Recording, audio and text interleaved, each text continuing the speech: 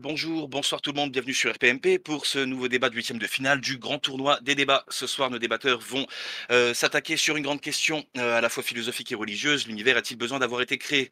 D'un côté, on a Chrome, chrétien catholique, qui défendra naturellement la position affirmative, et de l'autre, Sophosnomos, agnostique, qui prendra quant à lui la position négative. Pour celles et ceux qui nous regardent sur YouTube, pensez à vous abonner à la chaîne et cliquez sur le lien dans la description pour rejoindre notre communauté sur Discord. Vous pourrez ainsi intervenir en direct et participer à nos prochains événements. Pour ceux qui nous écoutent en podcast, vous pouvez nous retrouver via Discord, tapez simplement RPMP dans la barre de recherche. Ce débat est chronométré et noté, restez bien jusqu'à la fin si vous souhaitez voter pour le gagnant. Un bot postera un message dans le channel contextuel pour vous permettre d'attribuer 3 notes. Une note de 1 à 10 pour Chrome, une note de 1 à 10 pour Sophosnomos et une note de 1 à 10 pour la qualité générale du débat. Attention, vous votez qu'une seule fois. Inutile de répondre à chaque message du bot. Il va spammer le message, vous ne votez qu'une seule fois. Les notes de 1, 2 et 10 doivent être justifiées par écrit, sans quoi elles seront invalidées, et vous pourrez également modifier vos notes jusqu'à la clôture du vote. Vous aurez 5 minutes en gros pour voter. Pour que votre vote soit pris en compte, vous devez donc être validé sur RPMP et avoir été présent pendant au moins 80% du débat. Merci à nos débatteurs et à vous le public pour votre présence, et sans plus attendre, place au débat. Donc 5 minutes d'introduction maximum chacun, puis 70 minutes d'échange libre et enfin 5 minutes de conclusion maximum chacun. Après les conclusions, une FAQ sera ouverte et vous pourrez lever la main pour poser une question ou faire une remarque au débatteur. Il est 19h01 heure de Paris, on démarre tout de suite. Chrome, la parole est à toi. Ok, bah bonjour à tous, bonjour à Sophos, même si on s'est vu il y a 3 secondes, et merci à Walter pour la présentation. Alors du coup, évidemment, en tant que chrétien catholique et surtout, comment dire, en tant qu'amateur de cosmologie, on va dire ça comme ça, j'estime qu'effectivement, on a, comme j'aime souvent le rappeler, plus de raisons aujourd'hui de croire en Dieu qu'on n'en a jamais eu. Parce que précisément, à une époque où, il y a plus de 100 ans, on pensait que l'univers était infini, pour la majeure partie des gens et qu'il n'avait pas de commencement, il a toujours été comme ça et il n'y a pas de raison que ça ait évolué au cours du temps. Eh bien, l'époque moderne nous a donné la théorie du Big Bang, avec, des moyens observationnels incroyables, avec des données, théoriques, pareilles, très, très fortes explicativement. Et donc, effectivement, en tant que chrétien catholique, et comme on peut le croire de toute la théologie chrétienne, Dieu a tiré l'univers du néant. Comme le dit le premier chapitre de la Genèse, Dieu, au commencement, Dieu créa le ciel et la terre. Et donc, effectivement, à partir de ces théories, je pense qu'on a plus de raisons légitimes de penser que l'univers est né du néant, que l'univers a été créé, que, effectivement, l'univers est toujours le même, infini et immuable. Voilà pour, une petite présentation. Ok, merci. Bon, c'était court, mais du coup, Sophosnomos, c'est à toi. Eh bien, bonjour, bonsoir tout le monde, bonsoir à mon adversaire. Aujourd'hui, le sujet du débat, donc ça va être de savoir, si oui ou non, il est nécessaire que l'univers ait été créé. Par univers, j'entends univers au sens, scientifique, l'ensemble de tout ce qui existe et à cette question, moi je défendrai la négative, parce que en effet, j'estime que ce n'est pas du tout une nécessité, mais une simple possibilité parmi tant d'autres et que ce n'est, certainement même pas la possibilité qui a le plus de chances de s'être actualisée. Quand on se demande, si l'univers a été créé, ou non, par quelque chose d'extérieur à lui, il faut aussi se poser la question suivante. Je trouve que la question est très importante. Heu, Est-il possible de concevoir un modèle cosmologique qui ne nécessite pas de création? Parce que je pense que la question est importante parce qu'en effet, si c'est possible d'en concevoir un, alors ça exclut de facto la nécessité d'un univers créé. Donc ça ne veut pas dire que l'univers n'a pas été créé, mais ça exclut la nécessité. C'est plus une nécessité. À ce moment-là, la création, ça devient une simple possibilité, heu, plus qu'une nécessité. Des modèles, comme ça, des modèles qui pensent l'univers, sans début, ça existe. Il y a notamment celui de Arthur Hawking, qui a été proposé dans les années 80 par, Stephen Hawking et James Hartle, et qui propose un univers qui serait, une sphère, sans début dans le temps et dans l'espace. Enfin bref, je ne vais pas détailler le modèle, on y reviendra très certainement dans le débat. Donc voilà, mais le truc avec ce modèle proposé par Hawking et Hartle, c'est pas de dire qu'il est vrai, qu'il représente la réalité ou que c'est le bon modèle. C'est simplement de dire que, c'est un modèle qui est tout à fait possible et que donc il est possible de concevoir un univers qui ne nécessite rien d'extérieur à lui pour exister, sans bafouer la logique ou quoi que ce soit. Que ce modèle représente ou non la réalité. Heu, voilà, je pense que j'ai tout dit. OK, bah, merci et donc, début de l'échange libre, il est 19h05 et je reset vos timers. Hop, voilà et donc, voilà, échange libre pendant 70 minutes à partir de maintenant. Très bien, bah, Chrome, si tu veux commencer, Bah, écoute, peut-être rebondir comme ça, vu que je fais l'entrée, que tu proposes la seconde proposition, je peux te poser une question à partir de ce que tu as dit à la limite. Oui, mais justement, moi, par exemple, ce qui me fait avoir cette approche, en cosmologie, c'est justement que, en général, ce qui a amené la négation de Dieu et de voir un peu les idées religieuses comme étant des fourberies et des choses qui sont destinées à contrôler l'humanité, et ben, on a quand même en premier lieu, là, la naissance d'une science comme tu le décris, qui propose des hypothèses et qui, pour le coup, en ce qui concerne, les théories sur le début de l'univers ou l'apparition de l'univers, on est dans le cadre, très strict de l'absence de preuves observationnelles de ces théories. Or, c'est justement ce qui a fait émaner du rationalisme et de la science moderne, l'idée que, Dieu, ne se prouve pas. Nous avons des moyens sans Dieu, sans main supérieure pour, disposer de l'univers, qui est autour de nous. Il n'y a pas de vent divin qui fait souffler sur les planètes pour qu'elles tournent. Il y a une espèce de systématique, un systématique pouvoir de la raison pour comprendre les événements qui se produisent dans l'univers. Mais le fait est que justement, comme en préambule, je disais qu'aujourd'hui, on a plus de raisons de croire en Dieu qu'on n'en a jamais eu, parce que précisément, les théories explicatives qui vont en dehors, de l'analyse qu'on peut faire du Big Bang, à savoir que l'univers apparaîtrait vraisemblablement du néant, toutes les autres explications qui suivent sont non observationnelles. Et donc, émanant systématiquement de personnes, ou en tout cas vraiment très souvent, on va dire ça comme ça, de personnes qui ne croient pas en Dieu et sont très critiques de cette idée, qui pourtant font reposer leur négation de Dieu sur des hypothèses invérifiables puisque non observationnelles. Je d'accord. commencerai comme ça. D'accord, OK. Alors, je suis pas sûr d'avoir compris. Donc tu m'as dit que, ceux qui pensent que l'univers, potentiellement a toujours existé se basent sur des preuves non observationnelles?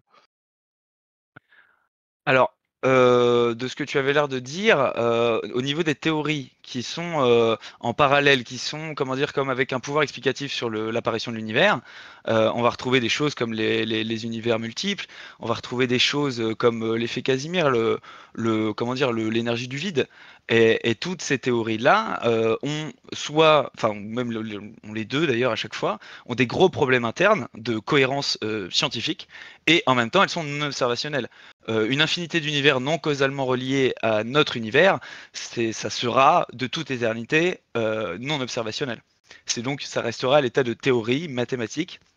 On retrouve la même idée avec la théorie des cordes, mathématiquement très séduisant, très intéressant, très pointu, très complexe. Cependant, ce sont toutes des théories qui ont été décrédibilisées, notamment par exemple pour la théorie des cordes par les représentants de ces mêmes théories qui disent que voilà, ce sont des théories mortes. On retrouve les mêmes appellations pour la théorie des univers multiples. Voilà. C'est des théories qui finissent de toute façon dans le giron de la science à être considérées comme des théories mortes parce qu'elles n'ont aucun pouvoir explicatif en dehors de la théorie même et ne donnent aucun élément observationnel pour les attester. Contrairement à ce Alors que je crois de l'apparition de l'univers du néant, comme on pourrait dire. alors je pense que, supposer une apparition du néant n'a pas beaucoup plus de pouvoir explicatif que les théories qui sont, certes, sans preuve observationnelle, mais dans lesquelles il y a toujours des éléments, ne serait-ce que des éléments mathématiques. Il y a toujours des éléments, physiques ou mathématiques sur lesquels sont basées ces théories et je crois que si on doit choisir heu, les 2, entre le fait que l'univers vient du néant et les théories, scientifiques, je pense que même si les 2 n'ont pas de preuves observationnelles, il y a quand même, un pan, donc celui de la science, qui comporte quand même pas mal d'éléments qui peuvent être expérimentés, que ce soit mathématiquement ou que ce soit directement, empiriquement, voilà, donc je pense que si on doit choisir entre les 2, c'est beaucoup plus rationnel de choisir entre ceux qui comportent au moins un peu d'expérience et ceux qui n'en comportent pas du tout. Alors, écoute, là-dessus, ça me permet de rebondir sur un point. C'est que du coup, là, si pour toi, donc là, on en est à séparer, voilà, que pour toi, c'est plus pertinent de prendre en compte la théorie qui va, comment dire, qui va certes ne pas être observationnelle, mais nous donner une explication du monde, la préférer à l'hypothèse du néant, qui serait pour toi très difficile à croire. J'entends bien, mais c'est là où ça rebondit sur les autres théories et autres observations qu'on fait en science, à savoir qu'effectivement, par exemple, on retrouve l'idée pour Eddington en 1931, qui va, en opposition à Georges Lemaître, répondre: l'idée d'un commencement de l'ordre naturel est pour moi répugnant. Et en fait, c'est bien souvent ce qui se passe dans la confrontation depuis en tout cas l'époque de Georges Lemaître, cette période bien connue. C'est une opposition où justement les scientifiques matérialistes vont se trouver, je trouve, être en défaut de crédibilité par rapport aux explications de foi, comme là Georges Lemaître, qui est chanoine catholique, qui pour le coup ont une rigueur scientifique comment dire, plus affirmée. Par exemple, Georges Lemaître, il attachait une importance primordiale à la concordance des modèles et de l'observation. Ça, par exemple, c'est son biographe, Dominique Lambert, qui est lui-même docteur en philosophie et en sciences physiques, qui fait des conférences à son sujet, qui montre bien que à ce moment-là, la personne qui était le moins scientifique, bah, c'est des personnes qui étaient le plus loin de l'idée du Dieu chrétien, à savoir Eddington, qui a comme a priori quelque chose de philosophique, à savoir que pour lui, le commencement de l'ordre naturel est répugnant, alors même que Georges Lemaître est plus dans une position très scientifique au final, où il fait une différence entre sa foi et les observations, et pour lui, il met un point d'honneur à avoir une concordance entre les théories et l'observation. Et là, en l'occurrence, il y a plus de concordance avec l'observation dans un début au réel de l'univers que de moyens de croire dans toutes les théories que tu pourrais proposer adverses. À savoir, encore une fois, voilà, l'énergie du vide, la multiplicité des univers, ou la théorie des cordes. Alors, il y a plus de moyens de croire avec les preuves observationnelles? Je pense que, qu'on joue, enfin là sans le faire exprès, tu joues je pense sur la limite épistémique que l'on a sur supposément l'avant Big Bang ou le pré-Big Bang. Je pense qu'effectivement, nos modèles actuels nous donnent une limite. On n'arrive pas à aller plus loin que 10 puissance moins 43 secondes après le Big Bang. On n'arrive pas à aller plus loin et donc ça nous donne l'idée qu'il pourrait y avoir un commencement ultime. Mais je pense que c'est plutôt une limite épistémique. On prend une limite épistémique et on en fait une limite totale. Je pense que ça veut rien dire. Je pense que la limite, jusqu'à preuve du contraire, elle est d'abord épistémique plutôt qu'autre chose. Ensuite, moi, je pense qu'il vaut mieux, privilégier des modèles, qui vont, enfin, des modèles qui sont pas toujours testables, théorie des cordes et cetera, tu l'as dit, mais qui vont, correspondre au moins à ce que l'on observe de l'univers, plutôt que, dire, «Tiens, l'univers est sorti du néant», ce qui ne correspond pas à ce qu'on observe de l'univers et ce qui ne enfin, dépasse ce qu'on observe de l'univers et donc ça rend la chose, difficile à croire. Ensuite, bon, pour moi, l'idée que l'univers ait pu sortir du néant, c'est pas une idée qui me répugne, mais je pense que c'est une idée, c'est une idée qui est possible. Mais d'ailleurs, c'est pas parce que c'est sorti du néant que c'est forcément sorti, enfin, que ça vient forcément de Dieu, mais c'est une possibilité. Mais voilà, je pense que, les choses soutiennent que, heu, c'est beaucoup plus probable que l'univers ait toujours existé, que l'inverse. Et bon, je pense qu'il y a plusieurs, théorèmes très sérieux et théories très sérieuses que je pourrais présenter et pour l'éternité de l'univers. Donc si, toi, tu as de ton côté, des arguments, théoriques ou métaphysiques sur, la non-éternité de l'univers, je serais ravi de les entendre, comme ça on peut comparer. Oui, oui, bien sûr.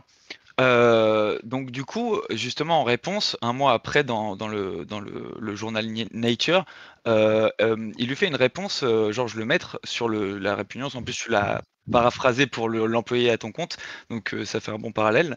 Le fait que la réponse de Georges Lemaître, justement, est une réponse qui implique de remettre au centre une rationalisation aussi, au moins des théories et des considérations qu'on peut avoir là-dessus.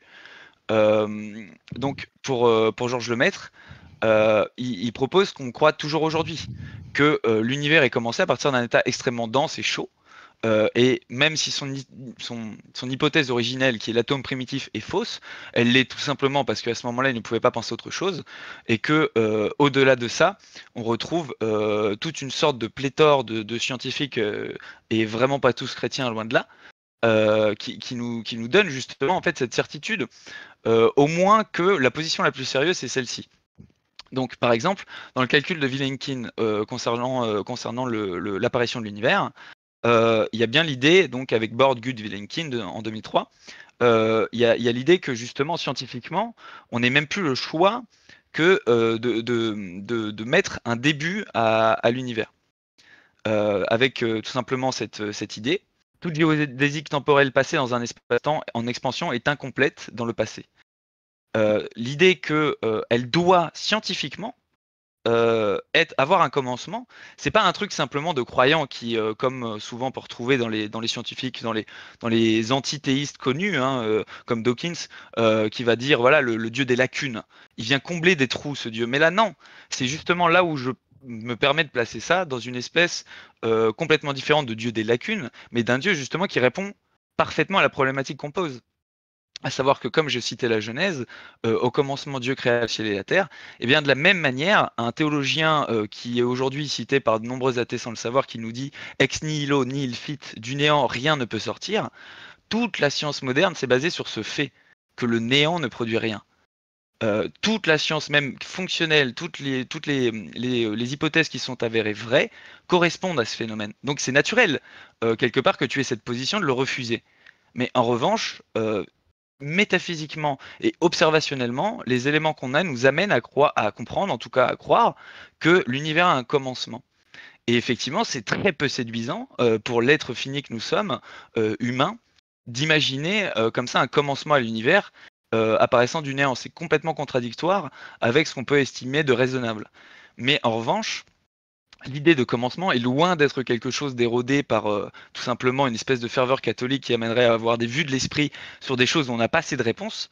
Non, non, si on accepte de creuser honnêtement, on a énormément d'éléments pour comprendre que c'est simplement une argumentation très forte. Et d'ailleurs, si le Dieu chrétien avait voulu se prouver indiscutablement, il n'aurait pas la vertu de foi dans le catholicisme. Dans les éléments qu'on nous demande de garder, la foi, l'espérance et la charité. Donc évidemment que des preuves indiscutables de Dieu au sens où l'aimeraient de nombreux athées, et je comprends quelque part pourquoi, c'est cette idée, voilà. Il nous faudrait voilà ce Jésus face à face, nous disant nos mots, disant à quel point il nous aime, nous le montrant. Et bah cette idée malheureusement mauvaise nous amène effectivement à renier le Dieu unique sur des bases qui sont péremptoires. Parce qu'effectivement, ces théories, comme on pourrait discuter après sur les réglages fins, amènent à penser un début à l'univers, et ce, scientifiquement même. Voilà. Alors moi, j'aimerais déjà apporter un contre-argument au niveau de donc le fait que l'univers doit avoir un commencement compte tenu du théorème de Borde-Vilankin. Il faut prendre en compte que le théorème en question s'appuie sur la relativité générale et donc ignore l'échelle quantique. Et d'ailleurs, c'est même une critique qui est souvent faite par plusieurs physiciens, comme je peux citer Sean Carroll par exemple ou d'autres, hein, qui dit que le théorème de Borde-Vilankin parle d'une description classique de l'univers. Et donc, effectivement, quand on nie la mécanique quantique, on est obligé d'arriver à un début. Donc, d'ailleurs, si je peux me permettre, Alan Guth, donc le G de Borde-Vilankin, dit que, donc lorsque, on lui a demandé si l'univers avait un début, il a dit: «Je sais pas, je suspecte que l'univers n'a pas de commencement». Pourtant ça fait partie, enfin c'est l'un des 3 qui a formulé le théorème. Donc la question de savoir si l'univers a commencé ou pas n'a pas été, réduit à néant par le théorème de Borde-Vilankin. Ce que dit ce théorème, c'est que dans une vision classique de l'univers, effectivement, on serait obligé d'arriver à un début de l'espace-temps, mais si on ne prend pas en compte la mécanique quantique. Or, si on prend en compte la mécanique quantique, il y a plusieurs théorèmes, dont l'un que j'aime bien qui est le théorème de l'éternité quantique, qui propose un univers, qui est tout à fait éternel. Et on rappelle, l'univers est basé sur la mécanique quantique. C'est l'échelle fondamentale de l'univers. Donc voilà, donc sur le théorème de Born-Vilankin, il faut faire attention à pas confondre, hein. C'est pas un théorème qui a prouvé un début ultime, à l'univers. Ensuite, je pense que, bah, il y a tout un tas de raisons de penser effectivement qu'il est possible que l'univers soit venu du néant, même si effectivement c'est insatisfaisant puisque, de rien ne produit rien comme tu l'as dit. Il y a aussi tout un tas de raisons, pour lesquelles, on pourrait penser que l'univers est éternel. Donc, je vais me permettre de parler donc du théorème de l'éternité quantique que je viens de citer, donc qui est un théorème qui, qui considère que l'univers est dans un état qui est stationnaire. Donc il y a une fonction d'onde globale dans l'univers et donc il n'y a pas de changement dans le temps, sauf pour des observateurs internes. Donc il n'y a pas besoin avec, ce théorème d'un début du temps et donc d'un instant T0 de l'univers. Donc il y a aussi une vision qu'on appelle la vision de l'univers bloc, qui permet de dire aussi que enfin, d'éviter le problème d'un début de l'univers dans le temps.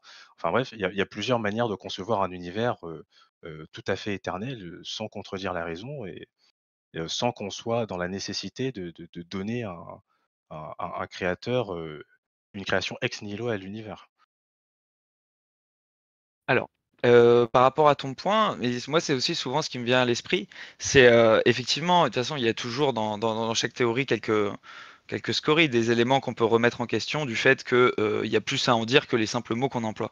Mais t'inquiète pas, j'ai bien compris les limites de cet élément de Vilenkin, et qui n'est pas seul d'ailleurs à proposer, mais voilà, je résume. Mais effectivement, dans un autre côté, comme on est séduit à la proposition de l'énergie du vide qui serait à l'origine de l'apparition de l'univers, mais on fait la même chose. C'est-à-dire qu'avec les théories quantiques, on est séduit à l'idée que sans univers physique, sans physique relativiste, ça fonctionne. Mais en fait, il y a de très grosses limites également à ça. Et ça, c'est justement les éléments qui nous amènent à être certains que, en tout cas, on a toutes les raisons scientifiques de croire que l'énergie du vide n'est pas à l'origine du monde. Et qu'à nouveau, de la même manière que la physique quantique est produite, on retrouve chez ses plus grands connaisseurs et chez ses plus grands spécialistes l'idée que celui qui croit avoir compris la physique quantique ment, il n'a pas compris la physique quantique. C'est tellement contre-intuitif et tellement contraire à notre forme physique que partir d'explications ne prenant pas en compte le monde relativiste pour en faire une explication totalement satisfaisante de l'apparition de l'univers, elle est encore plus bancale que l'observation qui consiste à faire ce que ni plus ni moins Hawking fait dans un de ses livres, je ne sais plus lequel, où il parle effectivement d'apparition de temps, de matière et d'espace il y a 13,8 milliards d'années.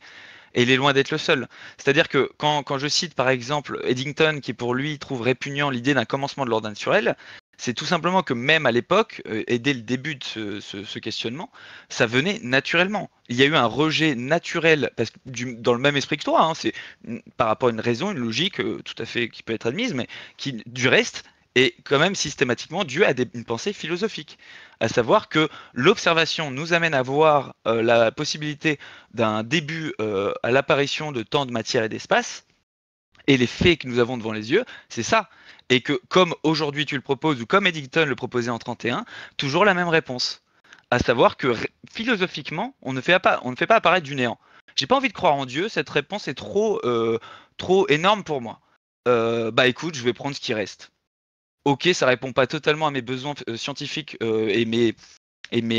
comment dire, mes besoins scientifiques, dans le sens où le pouvoir explicatif est suffisant pour que j'y croie, mais au nom du fait que tu ne veux pas croire en Dieu et que tu rejettes un principe philosophique, quand bien même il est attesté, tu en viens donc à accepter l'erreur, pas systématiquement, mais en tout cas, voilà, pour la théorie des cordes, pareil, ses représentants disent aujourd'hui que c'est faux, tout simplement. On peut résumer en tout cas ainsi. Oui, bon, la théorie des cordes, déjà, je suis pas d'accord. Effectivement, elle est, minoritaire et il y a aucun moyen, observationnel de la démontrer. C'est une théorie qui est de plus en plus rejetée, mais c'est pas du tout une théorie, qui est qu'on peut être déclarée comme fausse. Mais effectivement, je pense qu'il y a une limite épistémique et au nom de la limite épistémique, je peux pas tirer de conclusion, en disant que, bah, voilà, il y a puisque tout nous amène dans nos modèles à une limite épistémique, bah, du coup, avant, il y avait rien et du coup, il faut absolument qu'il y ait quelque chose, d'extérieur, pour fonder l'univers. Quand, on observe, l'univers, je pense qu'il y a toutes les raisons de penser, qu'il a toujours été là. Il y a le principe de conservation de l'énergie. Il y a plusieurs moyens aussi explicatifs, plusieurs modèles, comme tu l'as dit, qui selon moi sont beaucoup plus pertinents, que des explications philosophiques puisque pour moi, au bout d'un moment, arrivé à la limite épistémique, nous sommes obligés de partir dans de la philosophie, dans des interprétations philosophiques, dans de la métaphysique.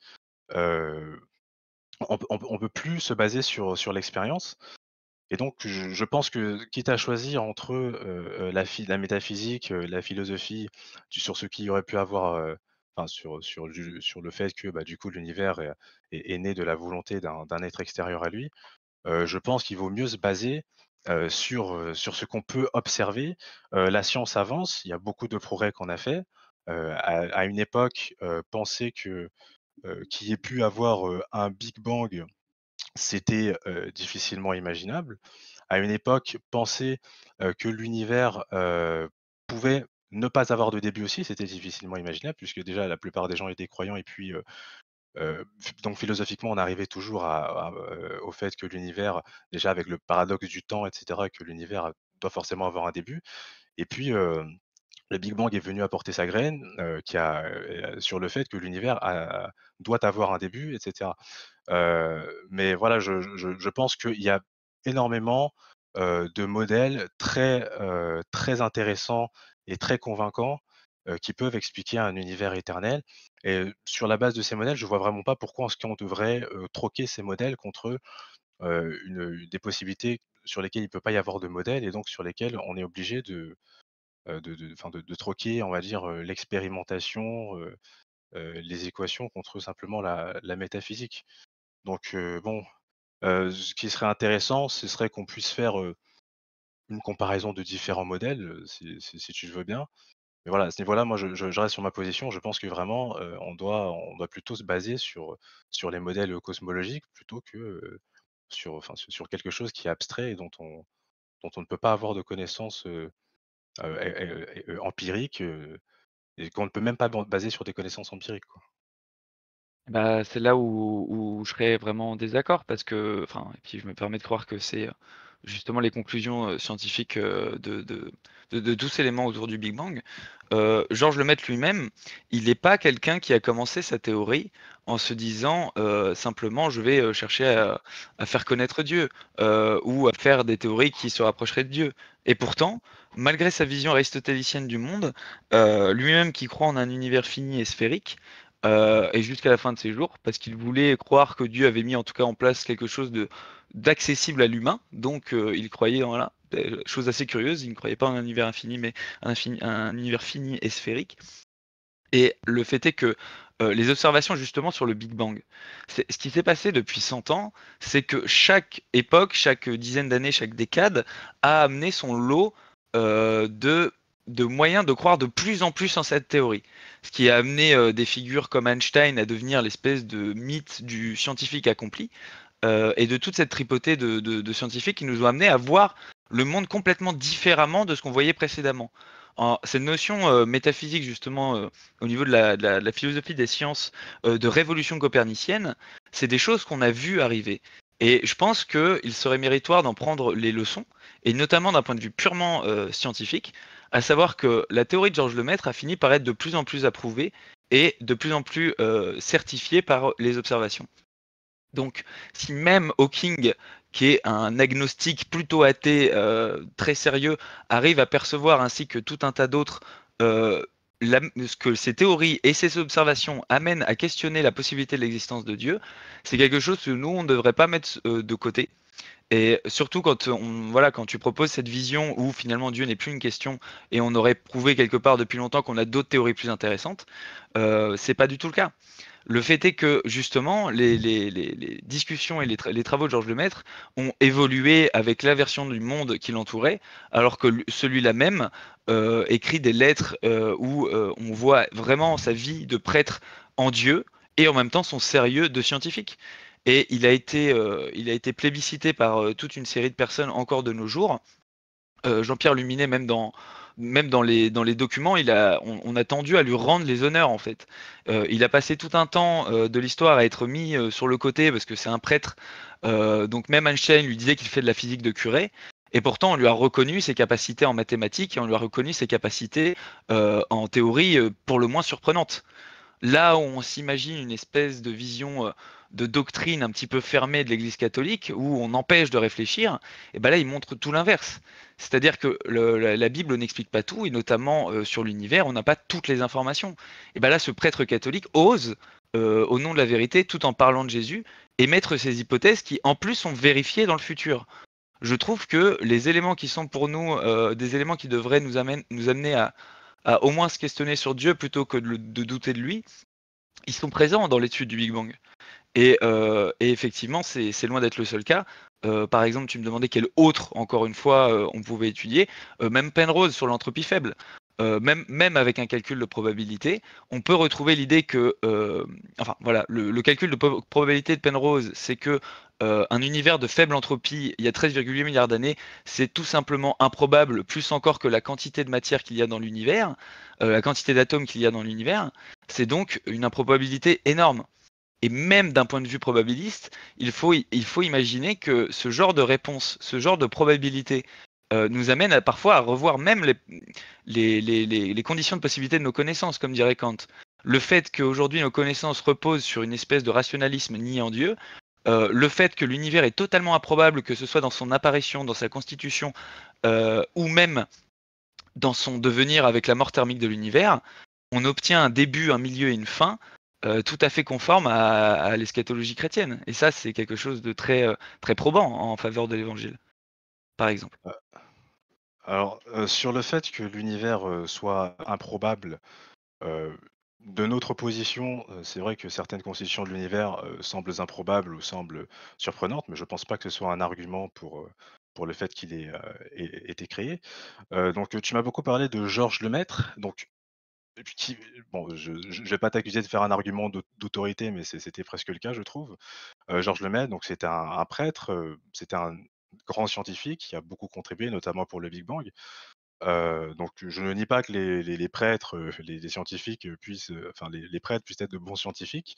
Je fais pas de jugement de valeur, mais c'est pas parce que, Georges Lemaître était un bon scientifique, je pense que ça démontre, quoi que ce soit.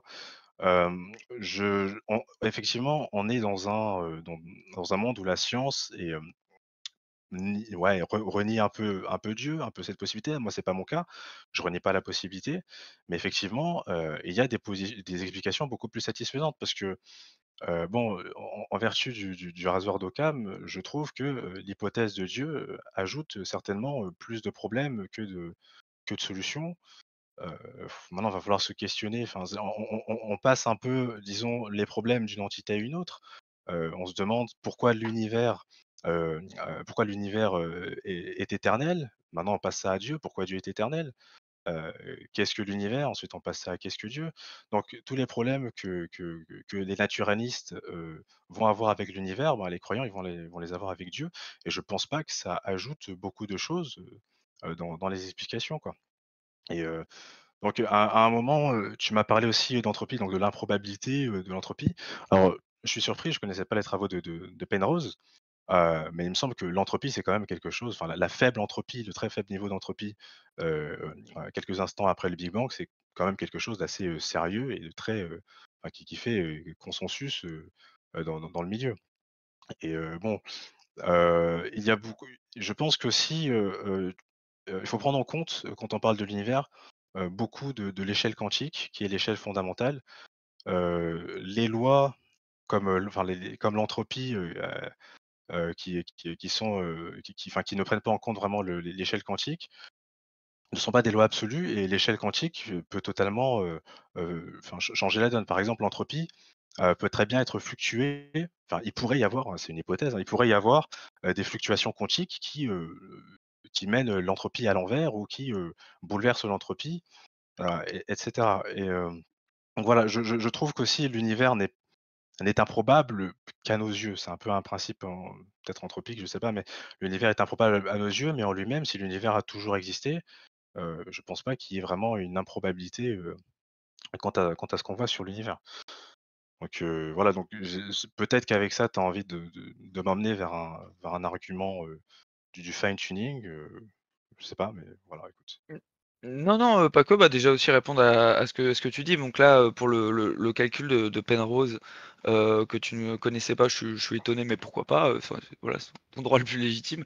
Le calcul de Penrose sur l'entropie faible, c'est vraiment, pour du coup faire l'explication un peu basique, c'est l'idée qu'il faut pour que l'univers soit ce qu'il est, un niveau d'entropie faible, au début de l'univers. Et là, c'est le calcul de probabilité, c'est par rapport à effectivement un trou noir, le référentiel. Et c'est l'idée effectivement que la probabilité que cela arrive par hasard, c'est voilà, un chiffre qui est plus grand que le nombre de particules de l'univers. Donc là, c'est pas une négation de la faible entropie au début de l'univers, mais littéralement de l'improbabilité de cet événement, puisque la deuxième loi de la thermodynamique implique effectivement l'entropie, donc que le niveau de désordre ne peut qu'augmenter. Et donc, dans un univers infini, dans le temps et dans l'espace, dans le cadre de la réflexion sur l'entropie et de la thermodynamique, il nous faut absolument un univers qui soit de faible entropie au début de son apparition. Et en tout cas, effectivement, le calcul amène à ça, un niveau de probabilité extrêmement faible de ce fait. Maintenant, sur la théorie des réglages fins et sur le fait que je parle de Georges Lemaître, c'est effectivement à dessein. C'est pas pour faire un argument d'autorité, c'est pour faire un peu de philosophie des sciences, d'histoire des sciences, que je trouve extrêmement important.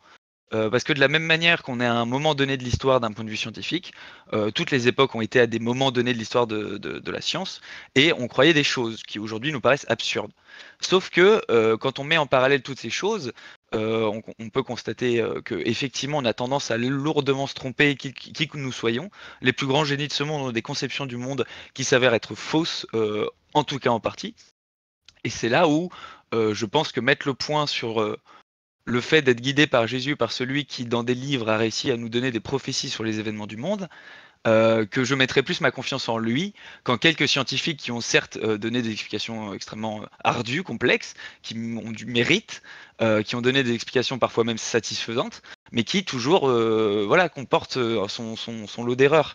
Et le fait est que Georges Lemaître ait permis, par un moyen tout à fait extraordinaire, de nous amener à faire une révolution copernicienne dans notre vision du monde tout en étant invisibilisé, je trouve que c'est un argument très fort pour affaiblir aussi, ne serait-ce que le point de vue qu'on a aujourd'hui qui est beaucoup trop répandu, à savoir que Dieu est mort et qu'il n'a jamais existé et que la science nous a fait comprendre que ce Dieu n'existait pas. C'est quand même un mouvement qui est très présent. Et donc si j'insiste sur Georges Lemaître, c'est parce que je trouve qu'il apparaît à un moment curieux de l'histoire et d'une curieuse manière, et que sa personnalité et son œuvre est très intéressante à étudier, et d'un point de vue général pour comprendre la théorie du Big Bang. Donc Alors, là, vas-y si tu veux heu, répondre à ça. ah oui, bon, au niveau de il y a quelque chose qui m'a intéressé dans ce que tu as dit. Donc tu as dit que tu préférais, croire en Jésus qui, avait prophétisé beaucoup de choses plutôt qu'en des scientifiques, qui peuvent, qui se sont souvent trompés. Mais j'aurais tendance à dire, que la science aussi, quelque part prophétise beaucoup de choses. Il y a beaucoup de choses, que qu'on avait prophétisées, si je peux employer le terme, qu'on avait prédit, par des équations notamment. Ou par des observations. Je vais prendre, l'exemple des trous noirs. Avant qu'on observe un trou noir, on savait déjà en quelque sorte, si on peut utiliser le mot savoir, que les trous noirs étaient une possibilité réelle et certainement actualisée. Heu, avant même, d'observer directement le fond diffus cosmologique, le Big Bang c'était déjà, et avait déjà été prédit. Et voilà, je les ondes de choc aussi, c'est la même chose. Il y a plusieurs choses qui ont été, prophétisés, si on peut dire ça comme ça, prédits par la science. Et donc je pense que si tu utilises l'argument que Jésus a prophétisé des choses, bah, je pense que je peux dire la même chose, de la science, de manière, très sérieuse. Et puis, concernant donc, le fait de dire que Dieu est mort, bon, à ce moment-là, je comprends ton argument effectivement. Georges Lemaître qui est un prêtre et qui était un grand scientifique. Bon après moi, c'est pas mon point. Mon point, c'est pas de dire, que Dieu est mort ou, que les croyants ne peuvent pas être bons ou quoi que ce soit. Mais bon voilà, je voulais surtout rebondir sur le fait donc sur les prophéties de Jésus, voilà, pour dire ça. Et donc aussi, tu m'as parlé donc de la seconde loi de la thermodynamique, il me semble. et de son l'improbabilité d'avoir un faible niveau d'entropie au début de l'univers, et cetera. Moi, souvent, quand on parle d'improbabilité de quoi que ce soit, dans l'univers ou des constantes ou quoi que ce soit, moi, j'ai tendance à dire, comment sait-on que c'est réellement improbable? Est-ce qu'il aurait réellement pu en être autrement? Je crois pas que ce soit, vraiment démontrable qu'il ait pu en être autrement ou pas. Peut-être qu'il y avait pas le choix d'avoir un faible niveau d'entropie, en vertu de je ne sais quelle constante ou quoi que ce soit. Et donc, Ok, je vous coupe voilà. 2 secondes pour vous dire qu'on arrive à la mi-temps. Il reste 35 minutes avant les conclusions. Sophos Nomos, tu as un petit retard de temps de parole, donc n'hésite pas à bien développer ton argument. Et je rappelle aussi au public qu'il faut assister au débat jusqu'à la fin pour pouvoir voter. Voilà. Très bien. Donc, aussi, sur l'entropie, comme je l'ai dit, il y a c'est pas un principe qui est absolu. Il y a beaucoup, il y a quelque chose, je pense que tu connais bien, qui est le problème de l'entropie, hein, qui est, pourquoi, l'univers n'a toujours pas atteint un désordre total, un niveau d'entropie, maximal, alors que ça fait 13 milliards d'années, qu'il existe. Heu, donc ça, il y a plusieurs, Boltzmann par exemple, émet plusieurs hypothèses, dont l'hypothèse que, bah, à l'échelle quantique, il pourrait y avoir des fluctuations aléatoires qui modifient, l'entropie, et que l'entropie pourrait même être, réinitialisée. Donc voilà, c'est quelque chose d'intéressant à prendre en compte. Ouais, ouais, bah, écoute, peut-être pour que tu puisses, développer longtemps, en tout cas, que je te pose des problèmes supplémentaires. En fait, le niveau d'entropie, il y a quand même quelque chose qui est assez incroyable, c'est que dans la vision naturaliste, dans la vision tu as pas l'air d'avoir tu as l'air d'être très, effectivement séduit par, notamment la physique quantique, je peux comprendre, c'est très intéressant, très curieux, et oui, éminemment intéressant, hein, il y a pas de souci. Mais le problème, c'est que, on ne peut pas, pareil, de la même manière, en monde scientifique, en tout cas en raisonnement scientifique, sérieux, admettre comme ça une espèce de mise au banc de la relativité générale au profit de la physique quantique. Peut-être que j'exagère tes propos, hein, mais enfin, si tu vois où je veux en venir, voilà, sans mauvaise pensée. Le fait que, par exemple, voilà, la science moderne et même cette science qui nie Dieu, même si c'est pas ton cas, je parle aussi pour le public qui est très souvent athée, donc désolé si ça épouse pas totalement ta vision du monde, hein, qui est plus subtile que ça sans doute. Mais en tout cas, le fait est que c'est cette idée que, par exemple, les invariants, par changement de référentiel, les invariants dans le temps sont des choses comme, par exemple, la première loi de la thermodynamique ou la seconde, qui sont ce sur quoi repose la science moderne. Et que les constantes de l'univers sont les choses qui nous font aussi croire en ce même adage qui nous dit que de l'univers ne naît, du néant ne naît rien, ex nihilo nihil fit. Le fait est que quand on utilise le rasoir de Cam, on fait appel à un théologien bien connu. Tout ça c'est intéressant, mais c'est quelque chose qui a jamais été renié par la foi. Le fait que la foi repose notamment sur des raisons sincères, hein, de croire, une intelligence à l'œuvre dans le monde, eh bien, en tout cas, le fait qu'un ordre naturel ait été créé, c'est des arguments pour Newton, c'est des arguments pour pléthore de scientifiques de renom, de voir le Dieu qui a disposé ainsi le monde. Georges Lemaître, c'est pareil, il y a beaucoup de lettres voilà, je ne citerai pas en entier, mais que je voulais même montrer comme ça en image. C'est des lettres où voilà, lui-même atteste de la même manière que Newton le fait, que Dieu se démontre par la loi naturelle qu'il a mis dans ce monde. Et ce qui est dommage, c'est que le naturalisme moderne voilà, agit en général, en tout cas, en ne croyant pas en Dieu. En tout cas, si tu es agnostique, ça marche quand même dans une certaine mesure sur toi. Tu n'es pas croyant. Et donc, que cette idée moderne de la science nie ce sur quoi elle repose. À savoir que, oui, Dieu a créé un ordre naturel. Si on attend la manifestation du surnaturel pour croire en lui, bah oui, si Dieu sait qu'en agissant de manière surnaturelle, on croit en lui, c'est bien qu'il a créé un monde naturel. Si les apôtres sont subjugués à la vue de Jésus qui marche sur l'eau, c'est bien qu'il y a des lois et qu'ils n'ont pas vu de gens marcher sur l'eau. Si tout le monde marchait sur l'eau, ce Jésus n'aurait rien fait de spécial. Donc la validation d'un ordre naturel dans l'univers, c'est quelque chose que ne nie ni le catholicisme, ni les scientifiques en général, et que la proposition que tu en fais, pour le coup, est beaucoup moins crédible que celle qu'en a fait justement les explications où Dieu effectivement se rend présent par les théories scientifiques. Toi, tu proposes jusque-là, j'en suis désolé, que la physique quantique ait des éléments sur lesquels on n'aura jamais d'observation et que normalement aucun athée ne devrait être séduit par ça, puisqu'on n'aura aucune observation de ça. En général, les gens ne veulent pas croire en Dieu parce qu'on n'a pas d'observation de Dieu. Mais ça, du coup, c'est très limité.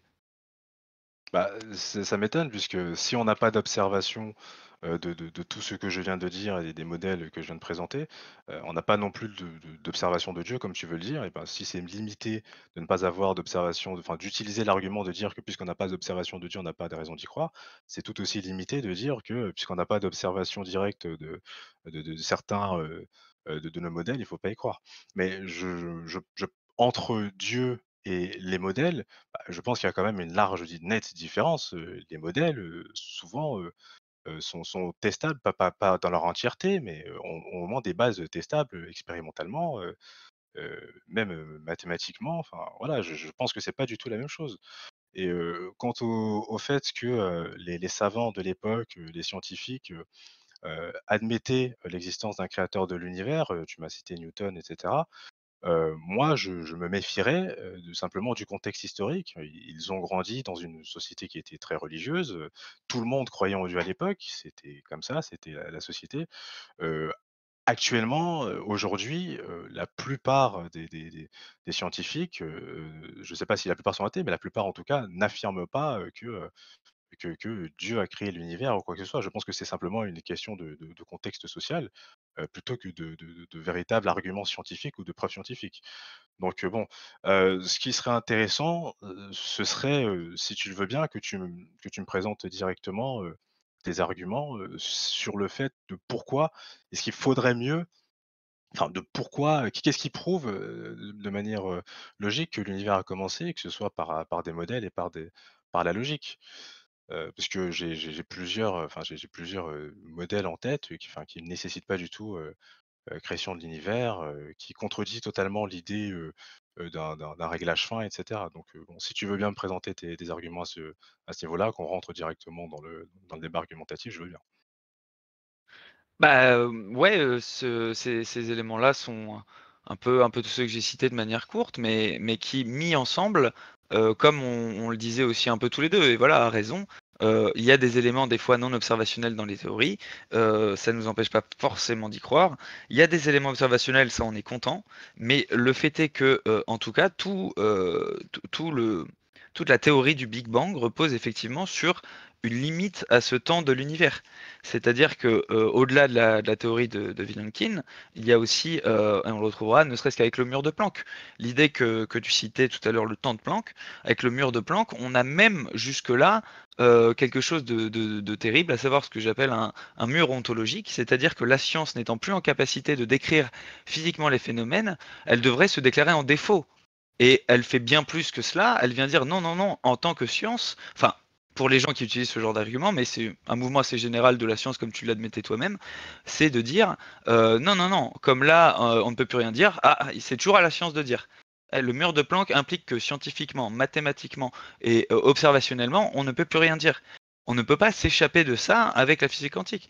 On ne peut pas sortir de la problématique avec des bons sentiments, comme souvent on pourrait le reprocher à des croyants qui vont Si je simplement appeler à l'amour de Jésus sans l'avoir présenté aux gens.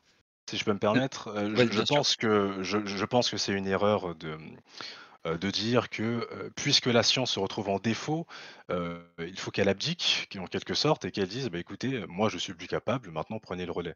Je pense que c'est un terrible défaut et j'ai du mal à comprendre comment tu peux soutenir ça puisque, enfin, si la science avait raisonné ainsi, durant, toute son histoire, on ne saurait pas grand-chose aujourd'hui. Si, pour comprendre la foudre, la science avait dit: «Bah, écoutez, moi je comprends pas, donc je vais vous laisser dire que c'est Zeus, qui balance la foudre», ça aurait été compliqué. Je pense que, en continuant de chercher la vérité, la science ne dit pas: «Je suis la seule qui peut atteindre la vérité». La science, c'est une méthode qui continue continuellement à expérimenter, à étudier, à hypothétiser, à théoriser sur le comment, voilà. Mais je pense pas que la science devrait jamais abdiquer, à un certain niveau. Je pense que c'est une grossière erreur de dire ça. Eh bien, c'est l'avantage de mon propos, c'est que je ne dis pas à la science d'abdiquer dans tous les domaines et dans tous les girons, mais simplement là où de ses propres conclusions, elle admet être en défaut d'explication. C'est exactement le même problème qu'on a dans la technique, à savoir, vouloir, je sais pas, s'occuper d'un champ, de cueillir un champ avec un objet qui n'est pas adapté. Si mathématiquement les mathématiques concèdent, que la singularité centrale amène à un défaut d'explication de la science, que ce soit en termes, voilà, d'explication, elle se limite à un temps où les interactions fondamentales sont unies en une seule et où l'univers est extrêmement dense et chaud. Et tout le monde a admis dans le corps scientifique que cette possibilité n'est pas qu'une simple possibilité. En fait, ce qui fait nier l'apparition du néant de l'univers, c'est uniquement ça. C'est une conception philosophique. Quand bien même la théorie, en tous ses points, te hurle que l'apparition de l'univers du néant est la conclusion la plus raisonnable à prendre en compte. Euh, là, Alors, vas-y. est-ce que la théorie me hurle que c'est l'hypothèse la plus raisonnable? Encore une fois, moi je trouve que c'est jouer de nos limites, épistémiques. On ne sait pas, c'est pas pour autant que, ça c'est plus raisonnable de dire l'inverse. La science n'a pas de enfin, c'est pas quand on arrive par exemple, au Big Bang, à la limite de la relativité et cetera, c'est pas un défaut d'explication de la science. Là, je suis pas d'accord. C'est un défaut de nos modèles. La science en elle-même, on ne sait pas. Donc la question que je me pose est comment savoir si la science n'est pas adaptée? Elle pourrait très bien ne pas être adaptée aujourd'hui et l'être demain. Donc c'est pas une limite de la science, mais plutôt une limite de nos modèles et je pense que, avec une limite des modèles, c'est simplement une limite épistémique et plutôt que de me hâter à tirer une conclusion, bah, tiens, on est arrivé à une limite, pour l'instant, c'est un peu difficile de passer outre, donc bon, je vais dire que, bah, écoute, on peut pas, voilà. Je pense que c'est pas une bonne, posture intellectuelle. Je pense que, on devrait s'abstenir de tirer toute conclusion et de dire: «Bah, écoute, les modèles, pour l'instant, ils marchent pas, on va attendre, on va tester et puis, certainement qu'on finira par avoir une méthode. Je veux dire, la science, elle a pas bloqué, c'est pas la première fois que la science bloque sur quelque chose. Non, effectivement, mais là, c'est bien plus que ça. C'est pour ça que j'utilise le terme de mur ontologique. C'est parce que on est beaucoup plus loin que ça. On est beaucoup plus loin que ça parce que tout simplement, effectivement, le mur de Planck n'est pas une simple idée, n'est pas un simple voilà, élément à dépasser un peu compliqué. C'est quand même justement ce qui nous permet de croire en ça. C'est-à-dire que là, depuis que la théorie est née, on a eu effectivement la constante cosmologique, on a eu les moyens d'y croire avec le fond diffus cosmologique, on a eu les moyens d'y croire avec au niveau de la relativité générale avec les anneaux d'Einstein, etc., etc., on a des preuves observationnelles de ça, du fait qu'un univers extrêmement dense et chaud apparaisse. On sait que le temps interagit avec la matière, en quelque sorte, on pourrait dire ça comme ça de manière un peu brutale. Le fait que sans matière, il n'y ait pas de temps. Et que c'est comme la réflexion de Kant, c'est ça qui est terrible en plus, c'est que ça nous renvoie à des réflexions philosophiques millénaires, si on veut aller chercher un peu loin. Dans son livre Prolégomène à toute métaphysique future, Kant dit bien qu'il lui est impossible d'imaginer de la matière sans espace, mais qu'il est tout à fait possible d'imaginer de l'espace sans matière. Et curieusement, c'est exactement ce que nous amène à penser à la fois le début et la fin de l'univers, à savoir que l'un mélangé à l'autre, nous avons effectivement un univers qui, dans un temps extrêmement long, 10 puissance 1000 années, sera totalement vide de matière, et que donc le temps n'existera plus, la matière n'existera plus, il resterait donc que l'espace en théorie, si tant est que une fois qu'il ne reste que des trous noirs, on puisse appeler ça un espace, et que au début il y ait quelque chose qui est précédé d'un effet Casimir éternel, d'une énergie du vide qui ne s'explique pas scientifiquement parce qu'elle demande plus d'énergie que ce dont elle a besoin pour subsister. Et tout cela mélangé fait que non, on n'a pas juste des trous dans la raquette qui sont à dépasser. On a justement des théories extrêmement intéressantes qui nous donnent une vision du monde plus pointue et qui nous amènent à penser effectivement à la fois le sujet de la discussion, à savoir le début de l'univers, mais aussi la fin. Et si effectivement cet univers a un début et une fin, il y a quand même au niveau philosophique et métaphysique un questionnement bien plus profond. De la même manière, je préférerais parler effectivement de l'amour du Christ et des choses qui animent ma foi, mais dans un monde rationaliste comme le nôtre, on est aussi empêché par ces niveaux de connaissance où on a l'impression que voilà, tout tend scientifiquement à nier Dieu. Alors, déjà, aucune de nos théories, que tu as invoquées ne sont des théories, ne sont, ultimes, voilà, elles peuvent changer et puis il y a la plupart du temps des contre-théories ou des théorèmes qui peuvent, démontrer que l'inverse est possible. Ensuite, j'aimerais bien que tu me reformules ton argument sur l'espace. Toi, qu'est-ce que tu entends par espace? Bah, Les dimensions de temps, matière et espace, c'est ce qui compose l'univers. Il y a la physique quantique, effectivement, on a des définitions, on a des éléments de crédibilité sur les états quantiques, mais en dehors de ça, de la même, enfin, la réalité de l'univers, pour nous, existe que de cette manière, à savoir qu'il y a une réalité de temps, de matière et d'espace, et que l'univers est ainsi. C'est-à-dire que au commencement de l'univers estimé, et là pour le coup très logiquement, comme tous les scientifiques l'ont fait, qui se sont posé cette question, si on enlève temps, matière et espace, qu'est-ce qui reste? Il reste le néant. Et le néant Mais n'étant pas créateur, on est dans un bug mental scientifique depuis 100 ans, à savoir que, mais comment on s'en sort? Est-ce qu'on va répondre ça avec un Dieu éternel et tout-puissant? Et pourquoi pas? pourquoi pas? Mais pourquoi est-ce que l'espace, le temps et la matière devraient disparaître? Si la matière disparaît, comme tu as dit, il pourrait rester l'espace et le temps. J'avoue que C'est une j'ai question, du mal à comprendre. Ah oui? c'est une question de mots. On peut dire apparition comme disparition, mais le fait qu'il rentre en existence, c'est pour ça que la métaphysique est pour le coup intéressante dans ces sujets. Parce que effectivement, c'est très curieux. C'est une entrée en existence. C'est comme dire le mot avant. Bah oui, mais le temps n'existait pas, ça n'a pas de sens. Oui, on est humain, on est fini. On a un père qui est dans les cieux, qui est infini, qui sait tout. Nous, c'est pas le cas. Donc il y a des limites aussi intrinsèques à nos capacités. Mais cependant, l'apparition de temps, de matière et d'espace, la conclusion logique, c'est Oui, entrer en mais existence de temps, matière, espace égale ce qui précède, c'est le néant. oui, mais j'ai l'impression que l'affirmation a été gratuite, c'est pour ça que je pose la question. J'aimerais savoir, enfin, ce qui, démontrerait, que l'espace et le temps, sont apparus à un moment donné, quoi. Qu'est-ce qui dit qu'il n'y a pas toujours eu un espace, au moins? Parce que sinon Bah, ça comme reste quand même, ça reste quand même une affirmation assez gratuite, je trouve. Si l'espace a toujours existé, s'il y a toujours eu un espace et du temps, peut-être pas du temps de le avec la flèche du temps telle qu'on le conçoit aujourd'hui, mais s'il y a toujours eu, la figure géométrique espace-temps par exemple, bah, l'univers a toujours existé. Qu'est-ce qui te dit que cette figure géométrique elle est apparue? Tout simplement parce que, comme je te dis, là, ce que j'ai proposé comme explication, c'est de montrer que la théorie du Big Bang étant celle la plus solide qu'on ait à notre disposition d'un point de vue observationnel, encore une fois, ce n'est pas gratuit. Je ne fais pas d'appel à l'ignorance ou je ne fais pas une proposition gratuite. Le fait que je propose comme réponse l'univers apparaît du néant, c'est parce que c'est la conclusion logique. Et encore une fois, tout à l'heure, tu proposais que les théories scientifiques sont dépassables. Certes, évidemment, hein, je le confirme moi-même en me disant qu'elles sont en partie au moins toutes fausses du fait que Dieu les expliquera un jour. Oh, tu vois, ça finalement je suis d'accord avec toi là-dessus. Mais cependant, d'un point de vue scientifique actuel, en tout cas les gens ils aiment bien en tout cas les arguments scientifiques solides, et ben d'un point de vue rationnel, le plus solide qu'on puisse croire, c'est que l'univers apparaisse du néant. Tout simplement parce que tous les scientifiques se sont encore une fois penchés sur cette idée et que la conclusion c'est celle-ci. C'est pas moi qui la propose, c'est pas simplement les chrétiens qui inventent quelque chose, ou même les musulmans qui sont souvent défenseurs de ces idées. Des fois on est même de très mauvais défenseurs de ces idées, mais cependant, d'un point de vue scientifique, la crédibilité de cette thèse est énorme et on peut pas passer dessus comme on le souhaite. Et c'est vraiment ma défense et ma certitude. Aujourd'hui, Alors on est passé vraiment à une espèce de relativisme scientifique où finalement, bon, bah ça c'est un peu compliqué, mais on trouvera une solution plus tard. En attendant, je vais réfléchir sur ce qu'on a à notre disposition.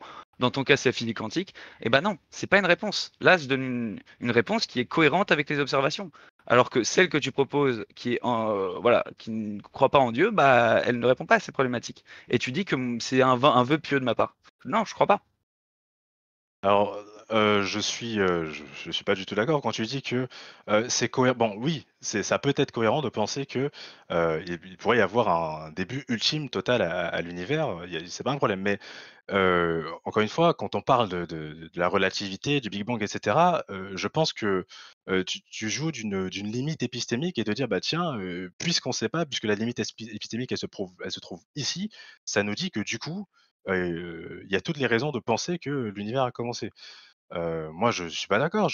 Quand un modèle dit, «Je ne sais pas», ça veut juste dire qu'il ne sait pas. Je vois pas pourquoi est-ce qu'on devrait, aller plus loin que son «je ne sais pas» et de dire: «Bah, tiens, puisqu'il sait pas, ça veut dire que derrière il y a ce que je crois». Et encore une fois, le Big Bang, c'est une limite purement, épistémique. On sait simplement pas. Il y a aucune preuve d'un début, de l'espace et du temps. Le Big Bang dans le modèle de la relativité, il dit qu'effectivement, si on prend le modèle uniquement de la relativité, il doit y avoir un début de l'espace et du temps. Mais je trouve que c'est pas, une posture intellectuellement honnête de ne prendre que la relativité. Alors tu m'as dit qu'il ne fallait pas, renier la relativité. Moi, mon but, c'est pas de renier la relativité.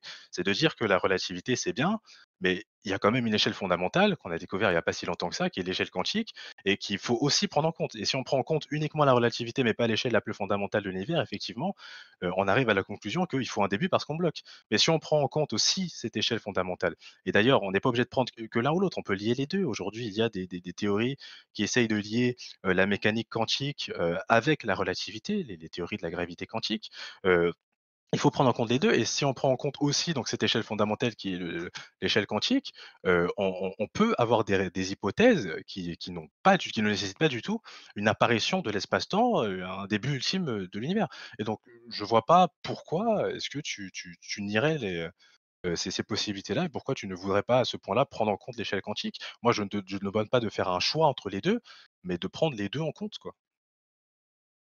Bah, je prends les 2 en compte. Je dis juste simplement qu'elle n'a pas de pouvoir explicatif. Comme je te disais, pour le coup, c'est encore une fois pas des vieux pieux. Je ne mets pas de côté la physique quantique et je dis: «Regardez, mon explication est meilleure». C'est parce Pourquoi que ça la n'a pas un physique pouvoir quantique explicatif?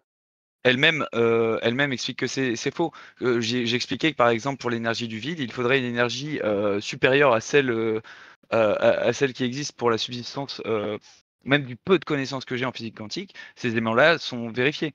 C'est-à-dire que, l'hypothèse qui prendra en compte, l'apparition, de l'univers qui le précéderait de l'énergie du vide est fausse.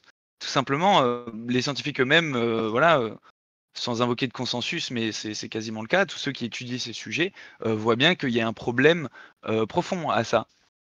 Que, de la même manière, tu proposais encore une fois, je ne vais pas répéter, l'élément qui était dit au début, c'est qu'effectivement les conjonctures, qui impliqueraient à Vilenkin une erreur parce qu'il ne prend pas en compte la physique quantique ne peut se passer de physique relativiste et comme tu le dis, allions les 2 et dans leur pouvoir explicatif sur les premiers instants de l'univers, la physique quantique n'en a aucun.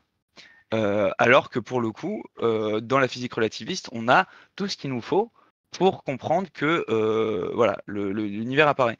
Je propose même une petite, expérience de pensée. Imaginons un monde inverse. Imaginons que l'univers soit, à un moment donné de notre histoire, là où nous sommes, l'inverse de, points qui se rejoignent, comment dire? Là, on est dans un point où on a remonté dans le temps. Imaginons si on inverse les choses et que, on voit que notre avenir, c'est que, comment dire? Qu'il y ait une stabilité, authentique dans chaque partie de l'univers, et son infinité, on n'aurait pas cette conclusion. C'est-à-dire que c'est pas Dieu qui est impliqué qu'on fasse dire ça, cette théorie, encore que en le pensant existant, sans doute que si.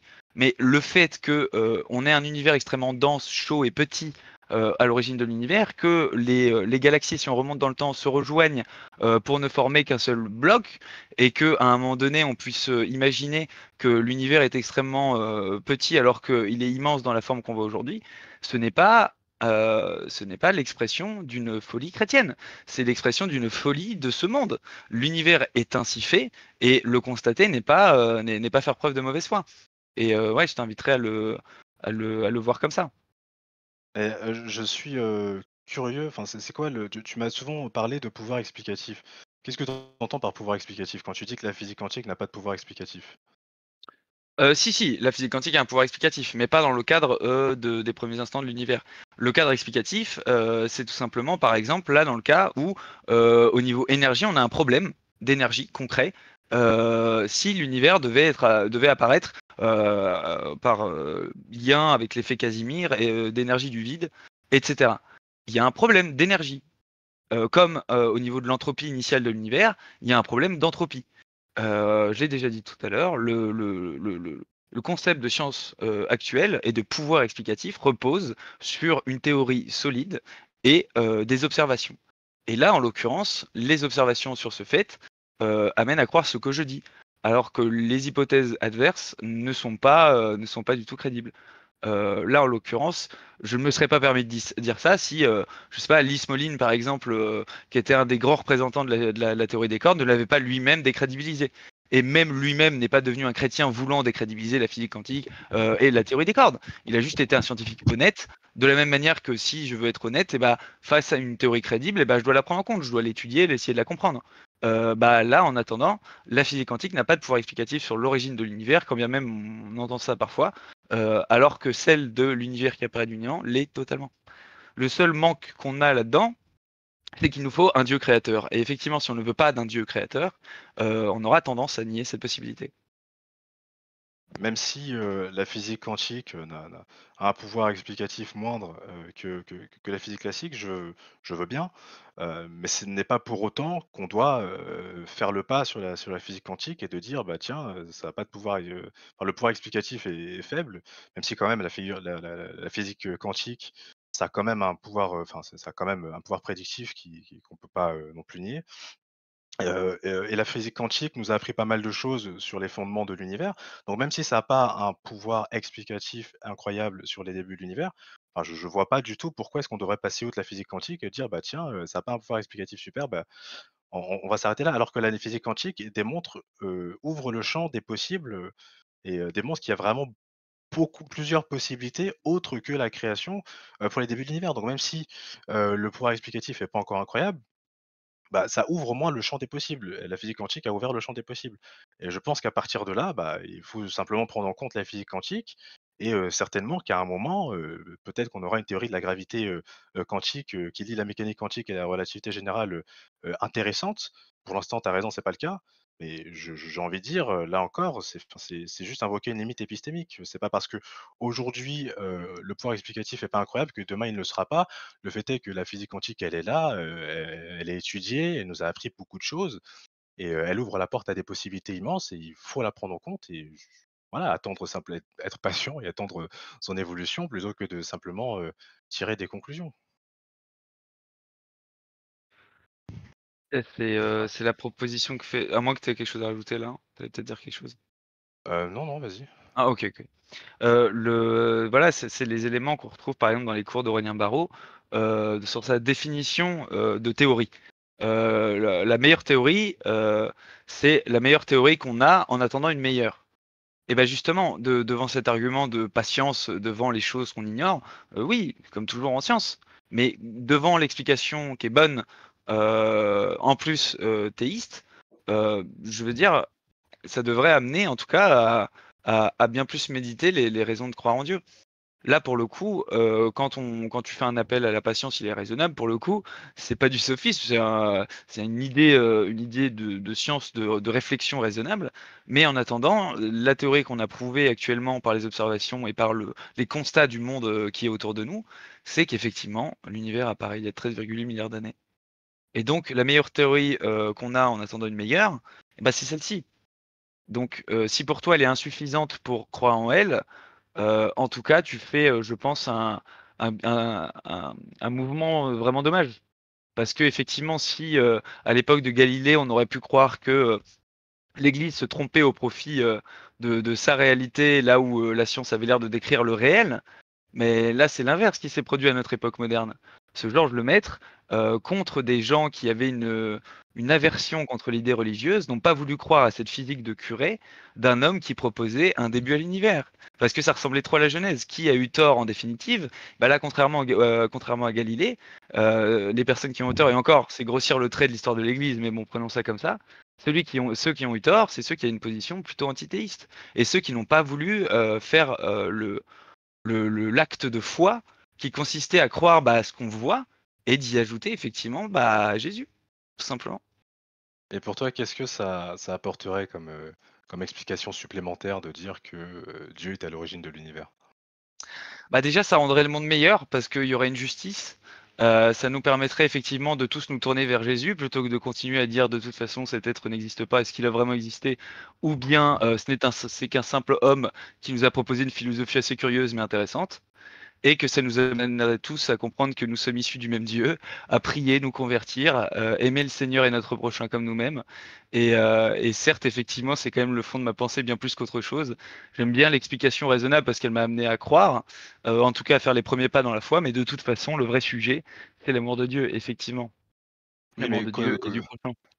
cosmologiquement, selon toi, enfin, l'hypothèse de Dieu, heu, qu'est-ce que ça apporterait comme explication supplémentaire, à notre compréhension de l'univers?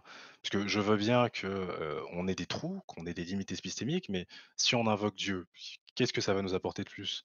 Moi, personnellement, je vois pas ce que ça apporterait comme explication supplémentaire à l'univers. Ce serait juste un moyen de s'échapper, de trouver un échappatoire et de dire: «Bah, tiens, on sait pas, c'est le bon moyen de combler le trou en disant: "Bah, tiens, voilà, on peut placer Dieu", vu qu'on sait pas». Mais encore une fois, pour moi, c'est juste se jouer des limites épistémiques et voilà, bah, si on veut placer Dieu, pourquoi pas, mais à quoi bon? Qu'est-ce que ça apporte comme explication supplémentaire? Et le parallèle évident, c'est-à-dire que, comme, voilà, j'ai tendance à appuyer sur ce fait-là, voilà, que tu contredis et à raison parce que c'est pas ta position, cette science qui nie Dieu, eh bien, moi je pense que, cet apport et que déjà on connaît la réalité puisque si Jésus est comme il le dit et je le crois, la vérité, on a un pouvoir explicatif sur l'univers parce qu'on comprend sa réalité pleinement et pas simplement, de manière, hasardeuse et opaque et fausse. Ensuite, au niveau des débuts de l'univers, ça amène aussi à comprendre, bah, que l'histoire de l'Église amène aussi des éléments de réponse. Moi, j'ai été converti par la mystique italienne Maria Valtorta et dans ses écrits, Jésus parle bien de l'univers qui apparaît du néant. Il parle bien à une époque où elle, qui n'est pas instruite, effectivement, aurait écrit de ses mains, mais je crois que c'est Jésus, le fait que, l'univers, a été créé. Et que la Genèse, de la même manière dans les textes sacrés, te disent dès le premier chapitre, dès le premier mot, dès la première phrase, que l'univers a été créé et que les plus récentes études cosmologiques, 2000 ans après, d'un à nouveau prêtre catholique, nous amènent à croire que l'univers a un commencement. Ajoutons à cela même un père de l'Église, par exemple Tertullien, qui dans un passage, alors même qu'il est bien postérieur à toute cosmologie à peu près raisonnable, arrive à expliquer que Dieu a créé l'univers du néant. Le pouvoir explicatif, c'est la réalité de la Trinité. Le pouvoir explicatif, c'est de comprendre que effectivement Dieu aurait créé l'univers du néant, ce que toute science actuelle nous donne à croire, et que effectivement donc le Dieu un et trine, Père, Fils et Saint-Esprit est la réalité, le seul être nécessaire. Même à penser que l'univers aurait, un début ultime et encore une fois, j'insiste sur ce fait-là, quand on parle qu'aujourd'hui la science démontre, enfin, nous laisse penser que l'univers a un début ultime, c'est une pensée qu'on peut avoir, c'est une interprétation qu'on peut avoir, mais enfin les spécialistes le disent bien, c'est simplement que, les équations s'effondrent et que, voilà, il faut repenser, notre logique, repenser nos modèles, c'est surtout ça plus qu'une limite ultime.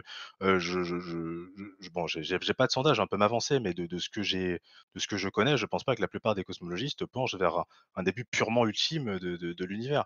En général, on essaye plutôt de trouver des modèles qui pourraient expliquer, ce qui s'est passé au moment du Big Bang ou avant le Big Bang.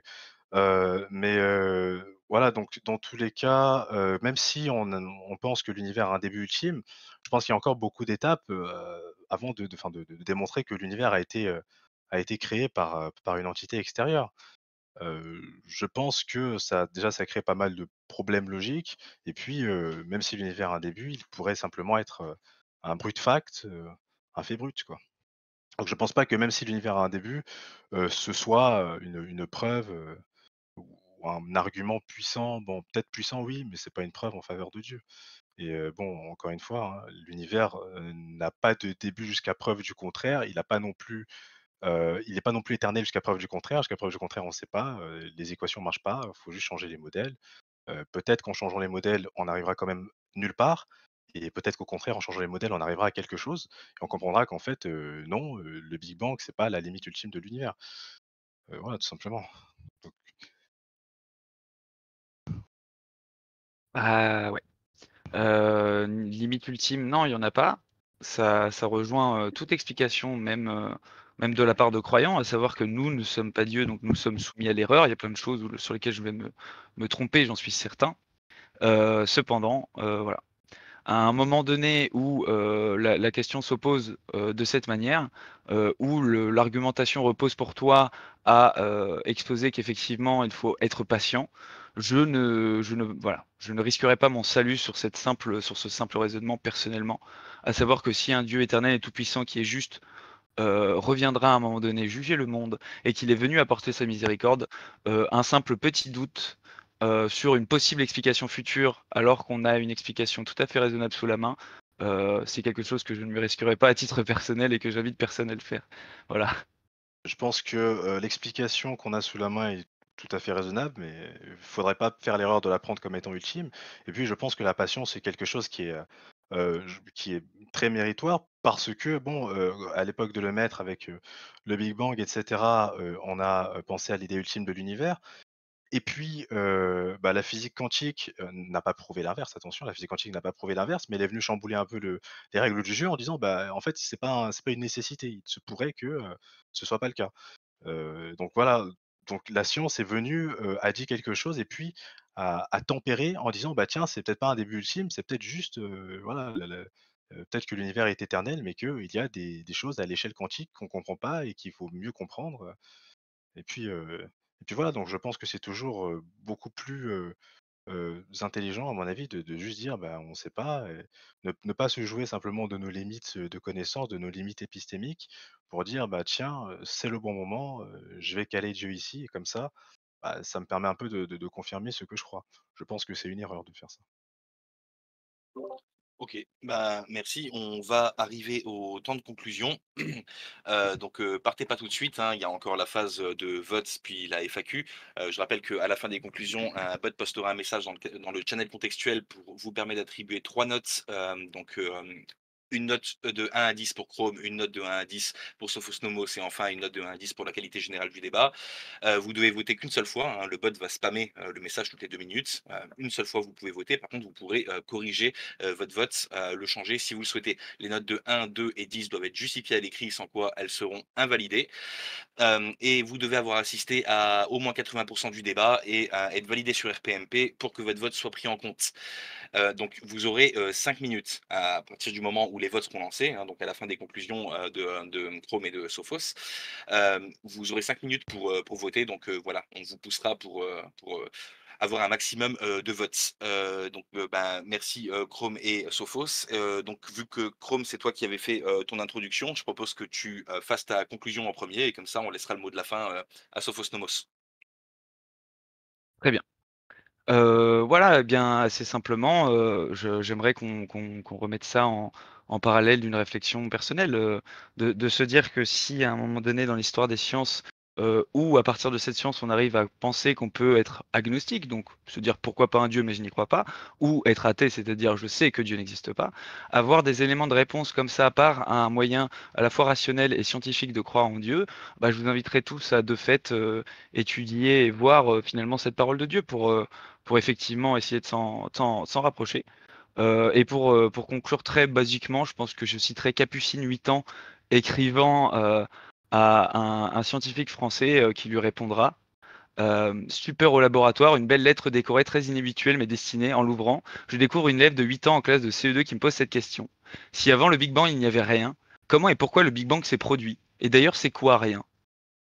Et c'est hyper intéressant, vous pourrez retrouver la réponse aussi du scientifique où bah voilà, il danse bien malheureusement et bien malgré lui parce qu'il n'a pas le choix sur les faits qu'on a, à savoir la théorie du Big Bang qui est la plus solide, qu'on est observationnellement. Et donc voilà, l'idée que en fait c'est très sérieux cette histoire de néant qui précède l'univers et que même Capucine 8 ans a l'air d'avoir compris. Voilà. OK, bah écoute, Sophos, c'est à toi, tu as le mot de la fin. Heu, ouais, donc du coup, on a fait une discussion, qui était très agréable, il y a pas, je me suis permis d'interrompre une ou 2 fois, mais de son côté, c'était pas le cas. C'était une discussion qui était très agréable. On a fait une discussion qui était très épistémique, j'aurais aimé, une confrontation plus directe, sur des modèles ou des arguments cosmologiques, de manière plus frontale, que ce soit même arguments métaphysiques ou quoi, pour ou contre une création de l'univers. J'aurais trouvé plus intéressant. Là, on a beaucoup discuté on a fait une discussion très épistémique, pourquoi est-ce qu'il faudrait mieux, croire, cela ou quoi? Enfin, j'aurais préféré une confrontation plus directe. Ensuite, Chrome a beaucoup parlé, donc, de la théorie du Big Bang et cetera et je suis d'accord, c'est tout à fait un argument qui peut très bien laisser, comme interprétation de dire: «Bah, tiens, il y a peut-être un créateur de l'univers», mais je ne comprends pas comment se baser, sur la théorie du Big Bang pour affirmer ça puisque, la théorie du Big Bang, ce n'est pas, une théorie, du commencement de l'univers, c'est une théorie de l'expansion de l'univers. C'est une théorie qui, se base sur la relativité générale, qui elle-même a, on le sait très bien, une limite épistémique totale à partir d'un certain, du temps de Planck. Donc à partir de là, comment se baser sur la théorie du Big Bang pour dire l'univers a un début? Alors que tout ce que dit la théorie du Big Bang, c'est: «Je sais pas ce qui se passe, a avant le temps de Planck». Donc je comprends pas pourquoi, se baser là-dessus. Et puis, ouais, donc voilà, moi, je pense que, bon, c'est même pas je pense, scientifiquement, on n'a pas de réponse à ce que l'univers a été créé ou non. Je suis pas d'accord sur le fait que nos modèles laissent penser que l'univers a été créé. Il y a autant de modèles qui laisseraient penser que non. La théorie du Big Bang, comme je l'ai dit, c'est pas un truc qui parle du commencement de l'univers. Pour moi, c'est hors jeu. Je vois pas pourquoi mentionner la théorie du Big Bang pour ça. Et voilà, sinon débat, très agréable, bon, je ne personnellement, je ne suis pas, convaincu, mais je maintiens que, il y a autant de raisons de croire en une création que de raisons de pas y croire et puis, voilà quoi, je pense que je peux m'arrêter là au niveau de la conclusion. OK, merci. Donc, on les votes, vont pas tarder à partir, hein, donc, le débat est, officiellement terminé. Voilà, hop, vous avez les votes, dans le channel contextuel. Donc vous attribuez une note, de 1 à 10 pour Chrome, ou une note de 1 à 10, pour Sophos Nomos, ainsi qu'une note de 1 à 10 pour la qualité globale du débat. Vous devez justifier les notes de 1, 2 et 10, et vous avez 5 minutes, hein. On compte sur vous pour avoir un maximum de notes. Il faut avoir assisté également à 80 du, débat au minimum et être validé sur RPMP pour pouvoir voter. Je rappelle aussi qu'on a d'autres événements qui sont prévus. Donc le vendredi 9 mai à 20 h, on a une conférence épistémique ouverte avec Exa et moi-même sur le thème «Devrait-on se moquer des religions?» On vous invite vivement à y participer. Pour ceux qui ne savent pas ce qu'est la conférence épistémique, c'est un exercice qui se rapproche de l'entretien épistémique, mais à la différence que c'est fait en public, où on va interroger des personnes sur les raisons profondes qu'ils ont de croire ce qu'ils croient, sans jamais vraiment essayer de les remettre en question. C'est un petit peu un petit peu l'anti-débat. Donc voilà, on vous invite vivement à venir écouter et participer si ça vous intéresse. Et donc le lendemain, le samedi 10 mai à 18 h, on a un café philo sur le réalisme moral et l'anti-réalisme moral. Donc voilà, on va essayer de confronter un petit peu ces deux positions-là. Je vous mets d'ailleurs ça dans le contextuel. Donc n'hésitez pas à cliquer sur intéresser, comme ça vous aurez une petite notification quand les événements auront lieu. Voilà, je rappelle aux gens qu'on essaye d'avoir un maximum de votes, hein, pour que ce soit le plus représentatif possible de l'avis que vous avez sur nos deux débatteurs, et que ce débat vous a été proposé par RPMP, Religion, Philosophie, Métaphysique et Politique. Les gens qui nous regardaient sur YouTube, vous pouvez cliquer sur le lien dans la description, juste en dessous de la vidéo, le lien Discord pour rejoindre notre communauté et intervenir en direct dans ce type d'événement, et pourquoi pas participer à des événements tels que le débat auquel vous venez d'assister vous-même. Voilà, donc il y a Anaël, Samos, Pastek, Elias, qui n'ont pas voté. Alors, on attend vos votes, s'il vous plaît, si vous êtes toujours présents.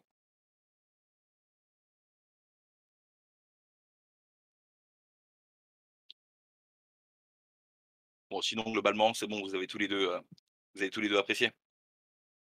Oui, le débat était très agréable, c'était une belle discussion.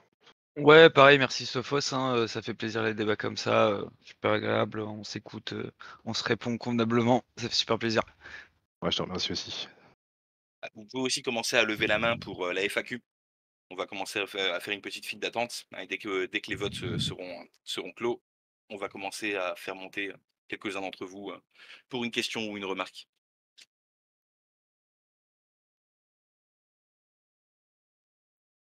Comment ça, tu votes pas Samos? Attends, ne force pas.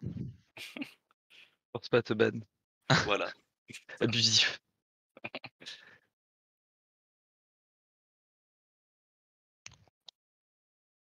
Donc, personne lève la main. Profitez-en parce que. Je crois Ah, qu'on tiens, les il a y a assommés. Tom. Ok, donc Tom passera en premier.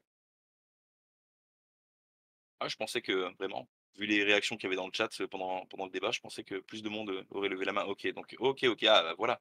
Donc on a Tom en premier, ensuite Observatrice Rebelle, et puis Yum. Voilà, et puis bon, bah, ça fait 3. Et comme ça, c'est parfait.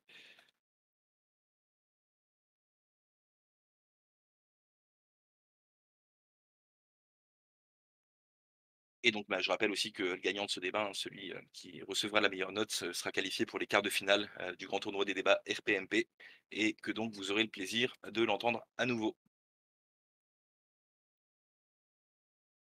Voilà, il y a Elias. Oui, enfin, le plaisir, ça dépend pour qui, hein, mais bon. S'il n'y avait aucun plaisir, les gens ne seraient pas là. C'est vrai. Non, Elias n'est plus dans le chat, donc je pense que c'est bon. On va pouvoir. Il y a combien de temps qu'il a mis son premier message? Ouais, normalement, ça va être conclu dans très peu de temps. Je pense que voilà, les votes sont, les gens ont déjà mis leur vote, donc on va pouvoir commencer les FAQ tout doucement, hein, et puis les résultats tomberont quand ils tomberont. Alors, je vais commencer par faire monter Tom. Salut Tom. Salut, salut. Ouais, je vais essayer d'être bref comme ça, je ne vais pas prendre trop de temps. J'avais une question pour Chrome. Si j'ai bien compris, donc lui qui est plutôt partisan de la création de l'univers ex nihilo, donc qui ne croit pas à la possibilité d'univers multiples et une espèce de- de- de- de- d'absolu dans le ou les univers en fait, hein. C'est en gros, l'univers est né de rien par la volonté d'un être créateur, c'est ça? Oui, mais sans refuser pour le coup les théories d'univers multiples. Je dis juste qu'elles D'accord. ont, comme je disais, tu vois par exemple, très basiquement, hein, s'il faut imaginer que Dieu Tout-Puissant ait créé une infinité d'univers, pourquoi pas? Juste, j'en sais rien. Donc, Et une scientifiquement, affinité on de n'en Big saura Bang. rien. Enfin, donc, une affinité de Big Bang, en fait. En fait, Théorie. c'est juste une possibilité. Tu vois, Hmm. par exemple, dans les évidences logiques également des ressources mystiques, je crois par exemple que Dieu a créé une infinité de mondes. Il n'y a pas que notre pauvre Terre dans cet univers qui a été créé par Dieu.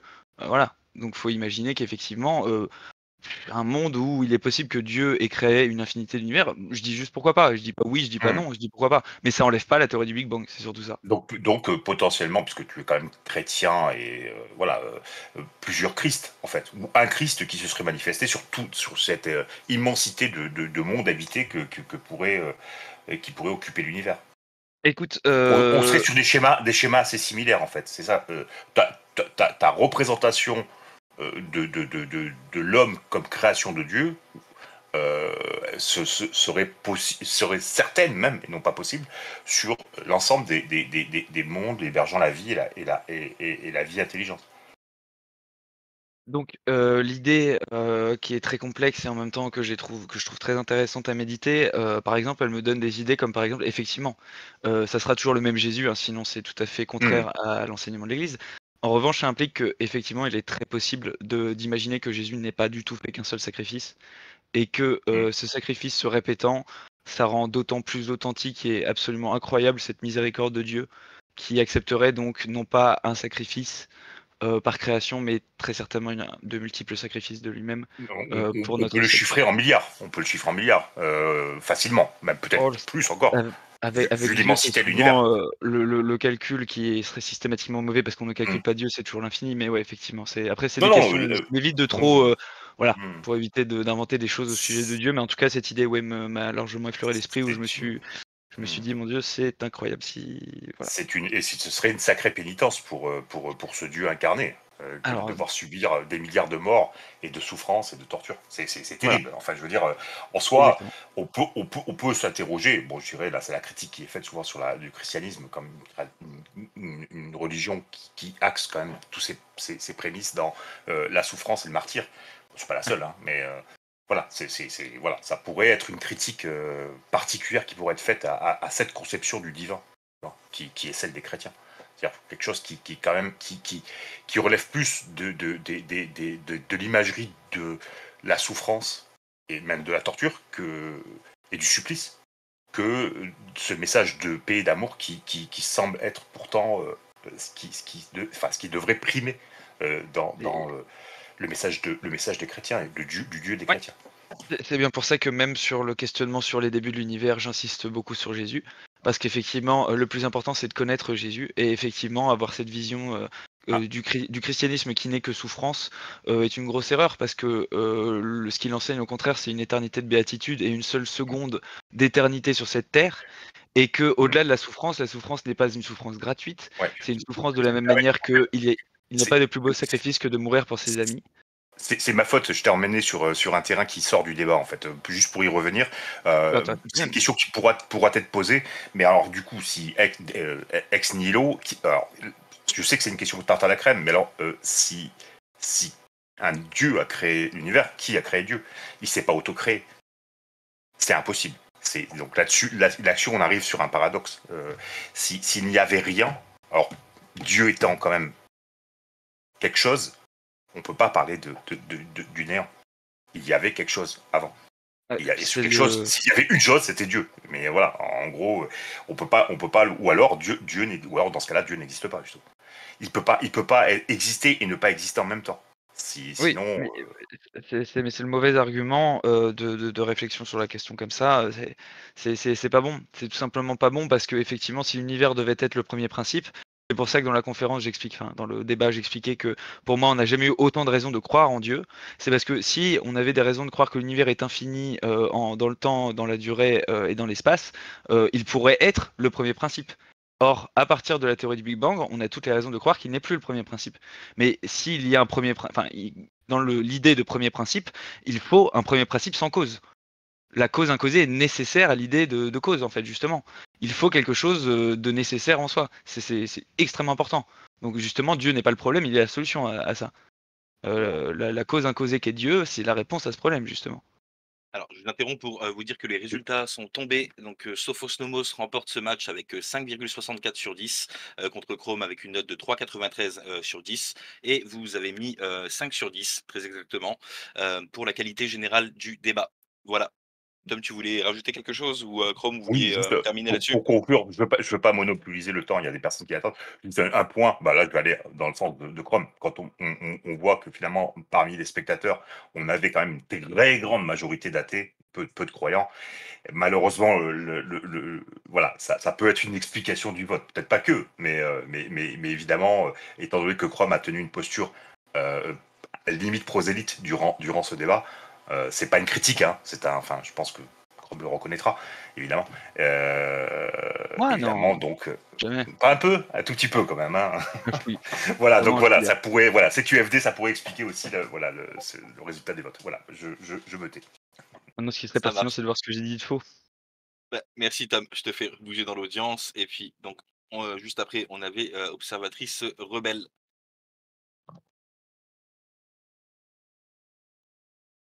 Donc, peut-être AFK. Ah, bon, on verra plus tard. Du coup, si.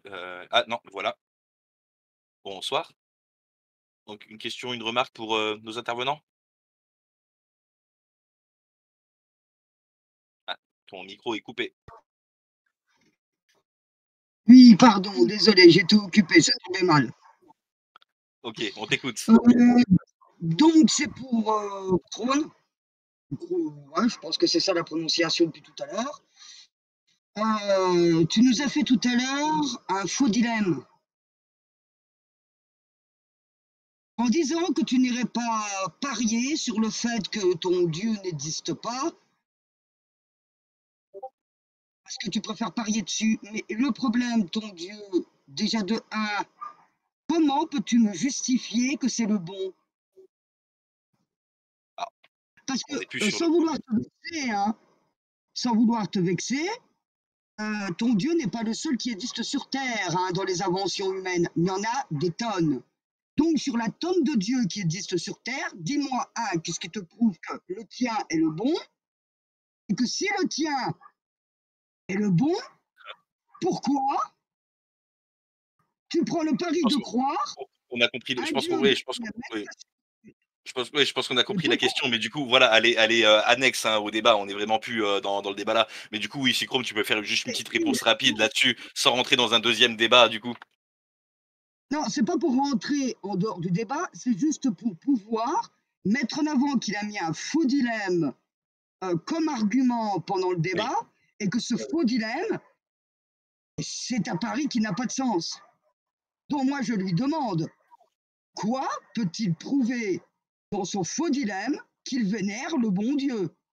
Et on comprend la question. Bah, Chrome, si tu as une Ouais. petite réponse.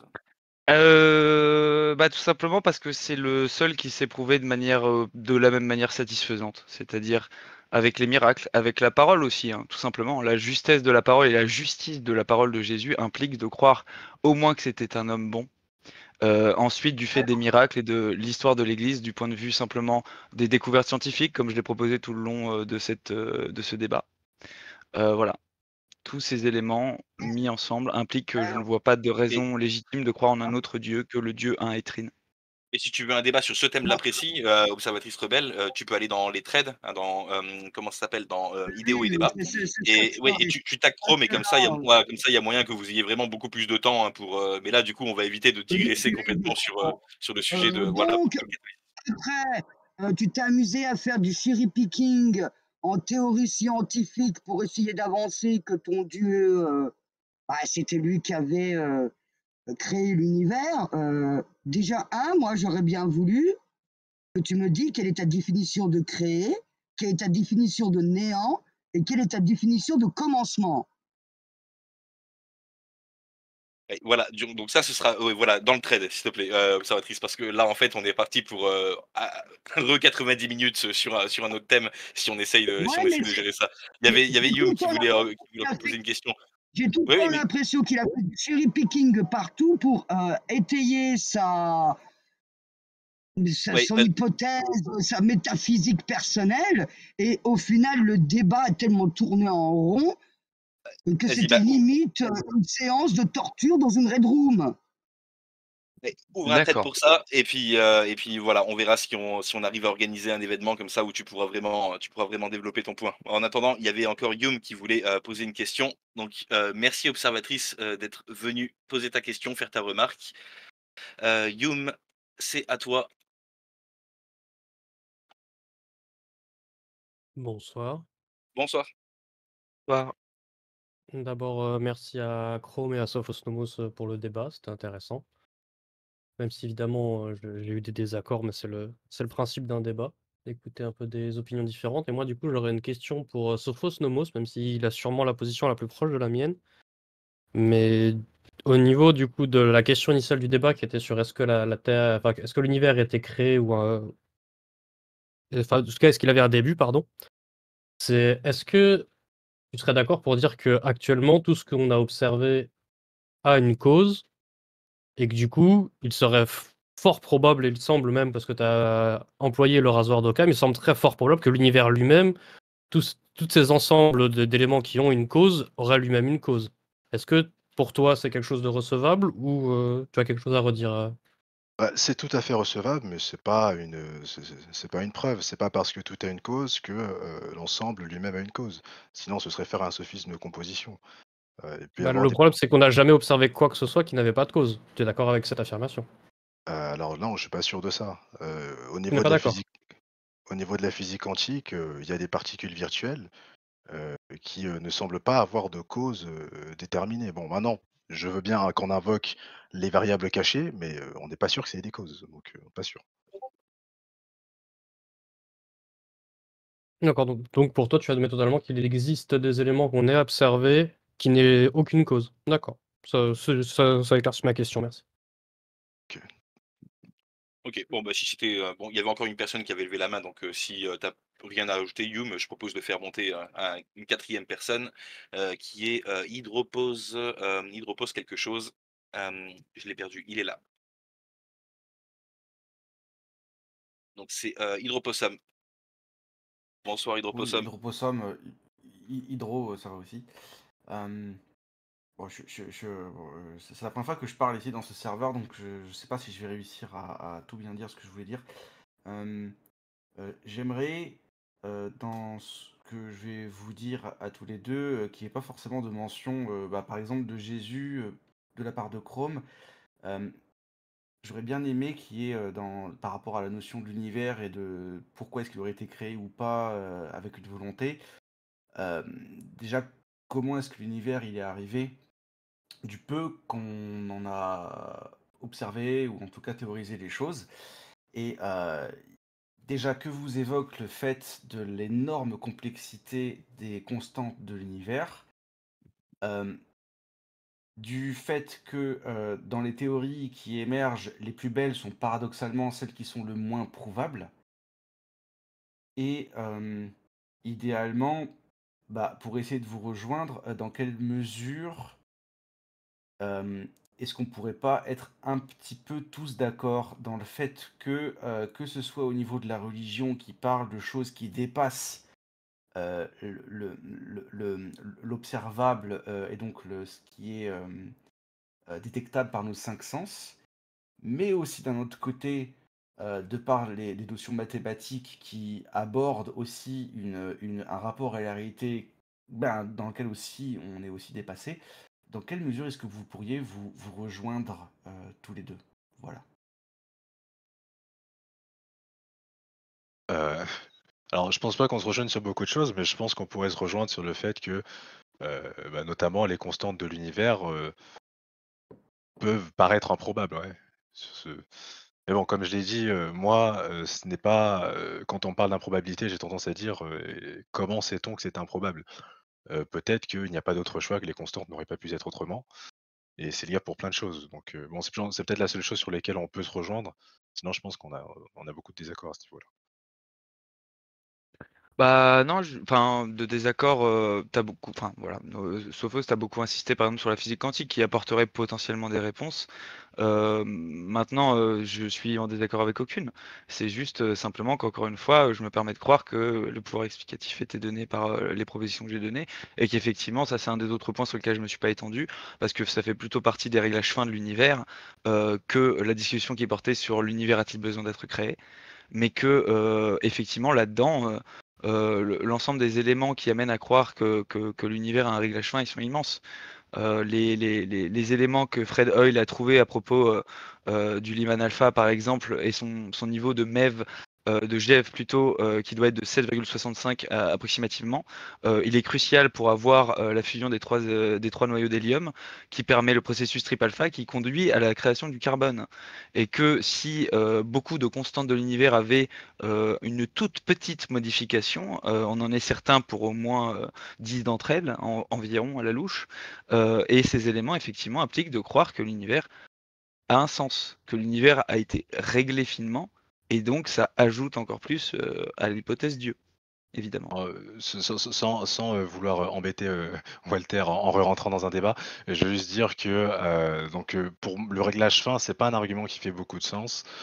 Puisque bon déjà, on ne sait pas si, les constantes auraient pu être autrement, ce alors que c'est sur ça que se base le réglage fin.